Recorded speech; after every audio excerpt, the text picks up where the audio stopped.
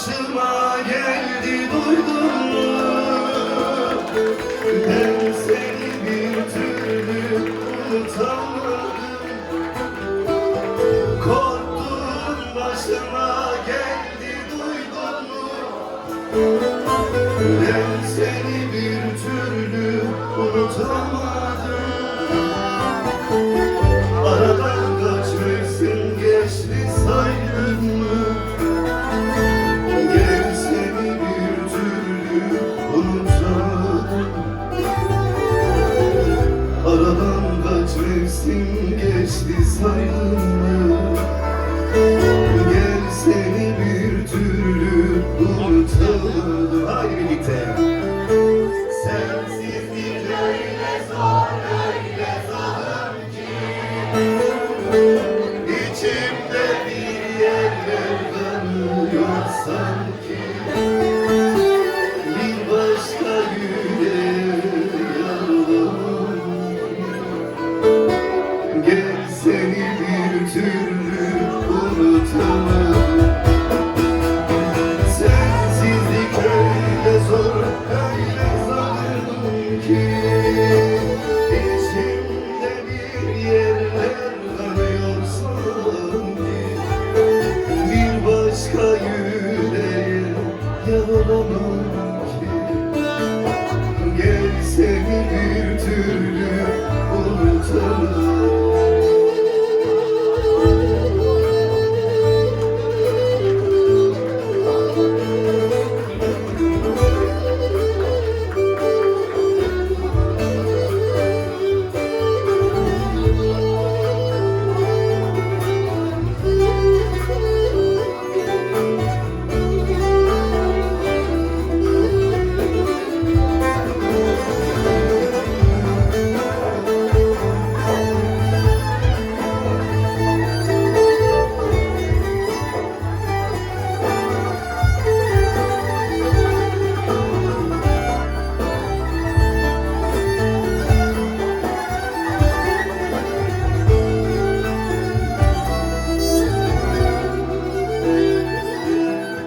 Seyran oldu derken ey imansız. Gidecek ne vardı böyle zamansız. Seyran oldu derken ey imansız.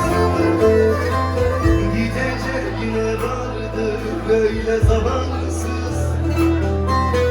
Hiçbir şey yolunda gitmiyor sensiz. Gel seni bir türlü unutamadım. Hiçbir şey yolunda gitmiyor sensiz. Ben seni bir türlü unutamadım. Dostlar haydi bakalım. Sensizlik öyle zor, öyle zalim ki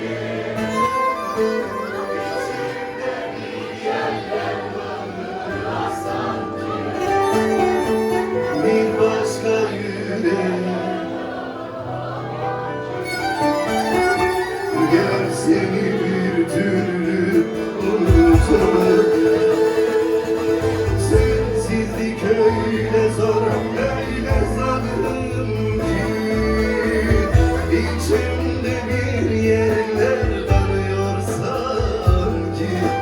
Bir başka yüreğe yaralamam ki.